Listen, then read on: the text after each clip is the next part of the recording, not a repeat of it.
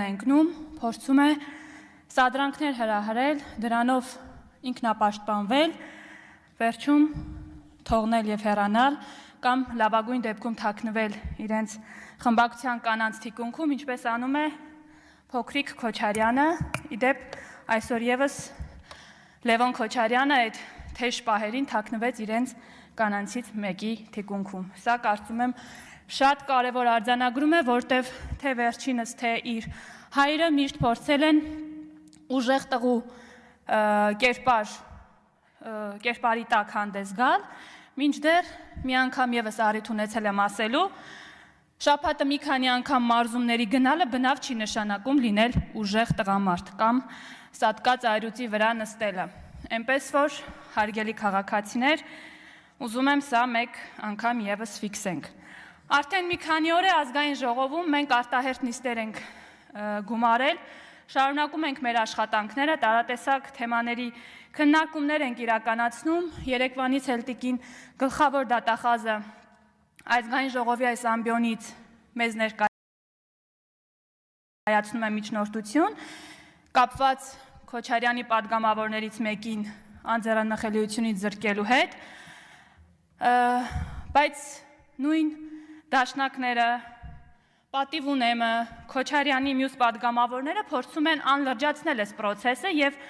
դեմքի լուրջ արտահայտությամբ իբր հարցեր են տալիս գլխավոր դատախազին, փորձելով ոչ հիմնավոր տպավորություն ներկայացնել, որ դատախազը այստեղ եկել է եւ ինչ որ ոչ հիմնավոր եւ որևէ թույլ գործ է ներկայացնում, մինչդեռ բացարձակապես հակառակն է եւ տիկին դատախազի ներկայացրածը սարսափելի մի իրականության մասին է խոսում։ Հարգելի քաղաքացիներ, բանից պարզվում է, որ այս դալիճում մեր կողքին նստած է եղել մի մարդ, Արթուր Սարգսյան անուն ազգանունով, ով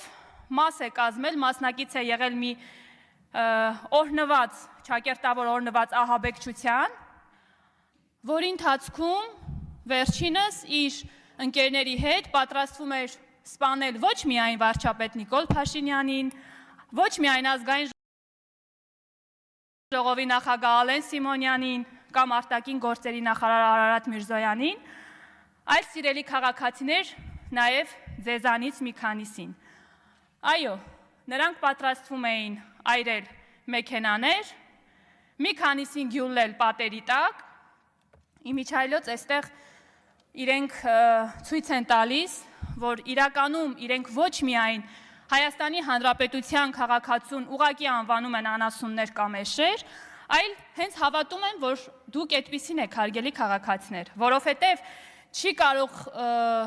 մեկը խոսել մի քանիսին գյուլելու եւ հետո ընտանիքին որևէ փոխհատուցում տալու մասին եւ արտահայտվել, որ այդպիսով այդ ընտանիքները կլինեն գոհ եւ երջանիկ եւ իրենք էլ կգան իշխանության։ Ես վստահ եմ, որ Հայաստանի Հանրապետության քաղաքացիները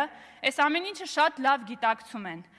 Ու վստահ եմ, որ նաեւ այս գիտակցումը հասկանում են այս նույն մարդիկ, ահաբեկչություն իրականացնող մարդիկ, որովհետև իրենք հասկանում են, որ Հայաստանի Հանրապետությունում 2018 թվականից ի վեր իշխանության գալ հնարավոր է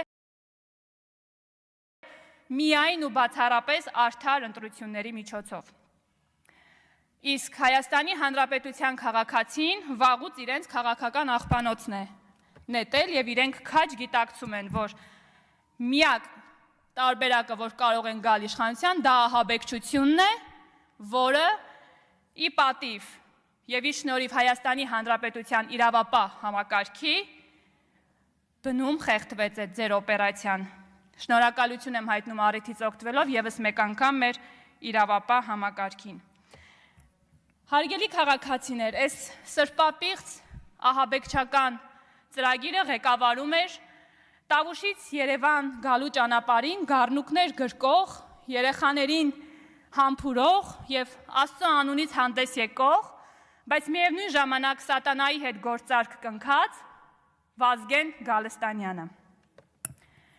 Սրանք խոսում են եկեղեցու անունից, խոսում են, որ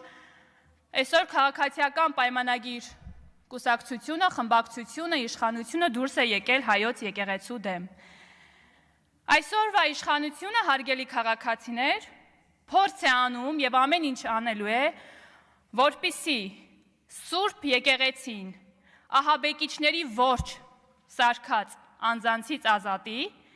եւ իրականում վերադարձնի այն մարդկանց, ովքեր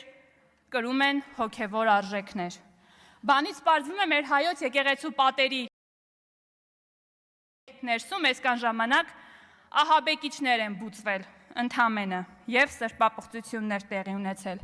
Մեկն էլ Շիրակի մարզում կար եկեղեցականի սքեմով ու անընդհատ խոսում էր ռազմական հեղաշրջումից, բայց հենց փաստերի հայտ եկան եւ որոշեցին, որ իր հետևից են գնալու իրավապահ համակարգը, գնաց եւ թաքնվեց վեհարանում եւ դրանից հետո սկսվեց անպագորգոր հայտարարություններ, թե վեհարանը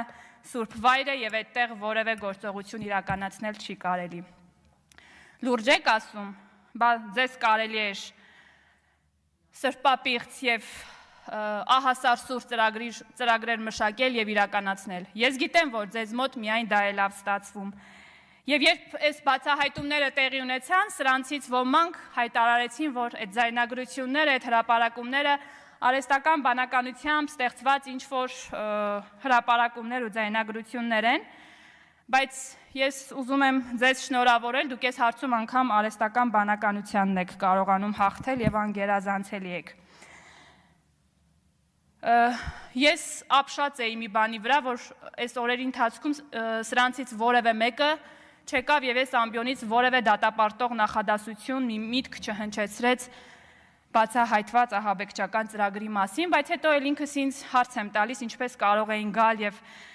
դատապարտել